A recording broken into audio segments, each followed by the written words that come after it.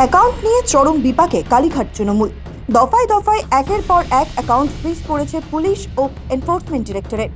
কলকাতা হাইকোর্টের বিচারপতি সৌগত ভট্টাচার্যের নির্দেশে কিছুটা স্বস্তি মিললেও ইডির পদক্ষেপে বিপদ বেড়েছে আরও।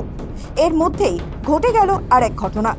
তৃণমূলের অ্যাকাউন্ট ফ্রিজ সংক্রান্ত মামলায় পার্টি করার আর্জি জানালো ঋতব্রত শিবির, কিন্তু আসল তৃণমূলের সেই আবেদন খারিজ করে দিল কলকাতা হাইকোর্ট।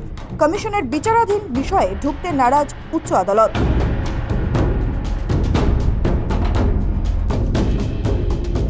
সোমবার কলকাতা হাইকোর্টে মামলার শুনানি চলাকালীন কালীঘাটের তৃণমূল নেতৃত্বের পক্ষে দোলা সেন এবং ডেরেক ওব্রায়েন যে মামলা দায়ের করেছেন, সেই মামলা করার আইনি অধিকার তাদের রয়েছে কিনা তা নিয়ে প্রশ্ন তুলেছে কেন্দ্রীয় তদন্তকারী সংস্থা এনফোর্সমেন্ট ডিরেক্টরেট। যদিও ইডির সেই যুক্তির বিরোধিতা করে তৃণমূলের আইনজীবী অভিষেক মনু সিংঘভি দাবি করেন, কোনো স্বীকৃত রাজনৈতিক দলের সাংগঠনিক পরিচয় বা বৈধতা নিয়ে প্রশ্ন তোলার অধিকার তদন্তকারী সংস্থার নেই। তিনি অভিযোগ করেন, বর্তমানে রাজ্যে এমন এক পরিস্থিতি তৈরি হয়েছে যেখানে প্রশাসন, পুলিশ এবং কেন্দ্রীয় তদন্তকারী সংস্থা একসঙ্গে কাজ করছে। তার কথায়, একটি স্বীকৃত রাজনৈতিক দলের মোট 9টি ব্যাংক অ্যাকাউন্ট ফ্রিজ করে দেওয়া হয়েছে, যা অত্যন্ত গুরুতর বিষয়। এসবের মাঝেই মামলার শুনানিতে ঋতব্রত শিবিরের আইনজীবী তৃণমূল কংগ্রেসের ব্যাংক অ্যাকাউন্ট ফ্রিজ করার বিরুদ্ধে দায়ের হওয়া মামলায় যুক্ত হওয়ার আবেদন জানান। তাদের দাবি, তারাই আসল তৃণমূল, তাই অ্যাকাউন্ট ব্যবহারের অধিকার শুধুমাত্র তাঁদেরই রয়েছে। মামলায় তাদের পার্টি করার আর্জি জানানো হয়। তবে সোমবার ঋতব্রত বন্দ্যোপাধ্যায়ের আবেদনে সাড়া দেয়নি কলকাতা হাইকোর্টের বিচারপতি কৃষ্ণা রাওয়ের বেঞ্চ। বিচারপতি জানান, তৃণমূলের কর্তৃত্বের বিষয়টি যেহেতু নির্বাচন কমিশনের কাছে বিচারাধীন, তাই আদালত এখনই এই বিষয়ের মধ্যে ঢুকতে চায় না।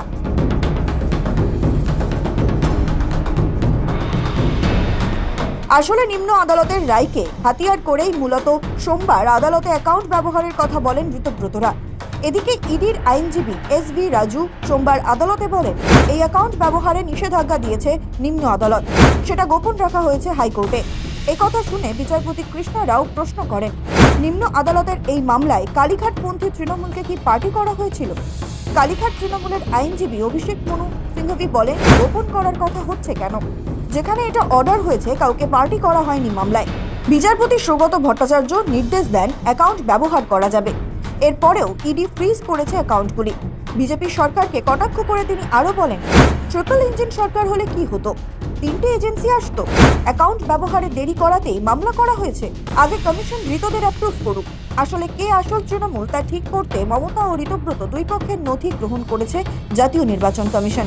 এখনো কোনো সিদ্ধান্তের কথা জানানো হয়নি। তবে নিম্ন আদালতের রায়কে হাতিয়ার করে সম্প্রতি ঋতব্রত নিজেদের আসল তৃণমূল বলে দাবি করছেন।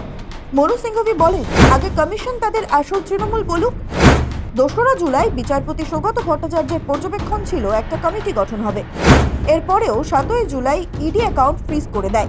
আজ যারা একমাত্র অ্যাকাউন্ট হোল্ডারের দাবি করছে, তারা 25 লক্ষ টাকা নিয়েও আগে কোনো দুর্নীতি নিয়ে অভিযোগ করেনি। অ্যাকাউন্ট সম্পর্কে অভিযোগ নিয়ে আইনজীবী বলেন, রাজনৈতিক দলকে ফ্রিজ করলে সেটি গণতন্ত্রের উপর হামলা হয়। রাজনৈতিক দল চার্টার্ড ফ্লাইট ব্যবহার করে, এটাই স্বাভাবিক। নির্বাচনের সময় সব লেনদেন হয়েছে চেক পেমেন্টের মাধ্যমে। শুনানিতেই বিচারপতি কৃষ্ণা রাও প্রশ্ন তোলেন, নিম্ন আদালতের বিচারকের কি ক্ষমতা আছে কোনো একজন ব্যক্তিকে অ্যাকাউন্ট ব্যবহারের ক্ষমতা দেওয়ার?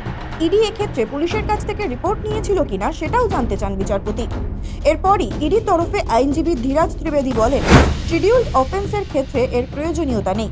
এরপর ঋতব্রত বন্দ্যোপাধ্যায়ের তরফে আইনজীবী বলেন, তারা নির্দেশ পেয়েছেন নিম্ন আদালতের, তারাই আসল তৃণমূল, তারাই রিপ্রেজেন্ট করবেন তৃণমূলকে, আর কেউ নয়। একথা শুনে বিচারপতি বলেন, প্রপার অ্যাপ্লিকেশন নিয়ে আসুন। এরপরই আসল তৃণমূলের আবেদন খারিজ করে দেয় কলকাতা হাইকোর্ট। কমিশনের বিচারাধীন বিষয়ে ঢুকতে নারাজ উচ্চ আদালত।